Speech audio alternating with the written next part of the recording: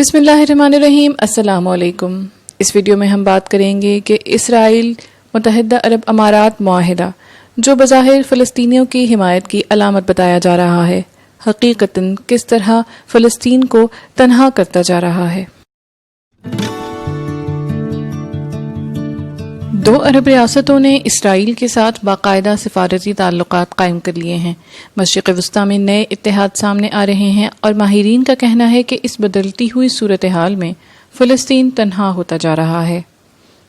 امریکی صدر Donald Trump نے جمعہ 11 ستمبر کی شب بحرین اور اسرائیل کے درمیان سفارتی تعلقات قائم کرنے کے فیصلے کا اعلان کیا۔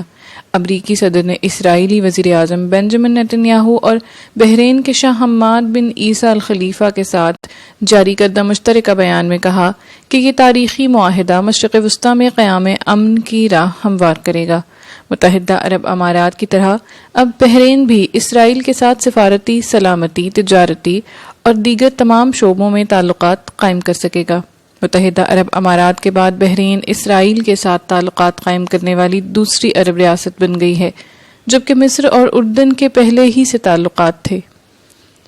دوسری جانب اعلیٰ فلسطینی قیادت نے بحرین کے فیصلے کو ریاست فلسطین کی پیٹھ میں خنجر گھونپنے سے تعبیر کیا ہے۔ ایران نے بحرین پر تنقید کرتے ہوئے کہا ہے کہ اب بحرین بھی اسرائیلی جرائم میں حصہ دار ہے۔ ترکی نے بھی اپنے رد عمل میں بحرین پر تنقید کی ہے۔ اس ہفتے 22 رکنی عرب لیگ کا اجلاس ہوا، جس میں فلسطین کی کوشش تھی کہ متحدہ عرب امارات اور اسرائیل کے مابین پچھلے ماہ طے ہونے والی ڈیل کی مخالفت کی جائے، مگر ایسا نہ ہو سکا۔ سیاسی تجزیہ کاروں کا یہ کہنا ہے کہ اس وقت عرب دنیا ہر قسم کے مسائل سے دوچار ہے۔ خطے کے کئی ملکوں کو مسلح تنازعات، سیاسی انقلاب، خانہ جنگی اور کشیدگی کا سامنا ہے۔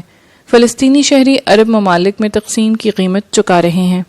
بعض مغربی تجزیہ کاروں کا یہ کہنا ہے کہ فلسطینیوں کے پاس اور کوئی راستہ ہے بھی نہیں، وہ اس لیے بھی پھنس گئے ہیں کیونکہ ان کے حقوق کی بات ترکی اور ایران کر رہے ہیں۔ یاد رہے، ایران کے غزہ پٹی میں متحرک ایسے گروپوں کے ساتھ تعلقات ہیں جنہیں مغربی ممالک اور اسرائیل جنگجو گروپ قرار دیتے ہیں، مثلا اسلامک جہاد اور حماس۔ دوسری جانب ترکی فلسطین کی حمایت کرتا ہے اور ترک افواج لیبیا میں مصر اور متحدہ عرب امارات کی حمایت یافتہ قوتوں کے خلاف برسر پیکار ہیں۔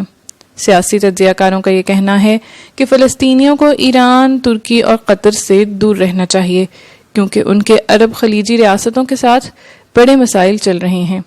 علاقائی سپر پاورز کے جھگڑوں میں پڑنا فلسطین کے مفاد میں نہیں۔ اگر ایران کا ساتھ دیا تو سعودی عرب کی حمایت ختم، اور اگر ترکی کے ساتھ چلے تو اور کوئی ساتھ چھوڑ سکتا ہے۔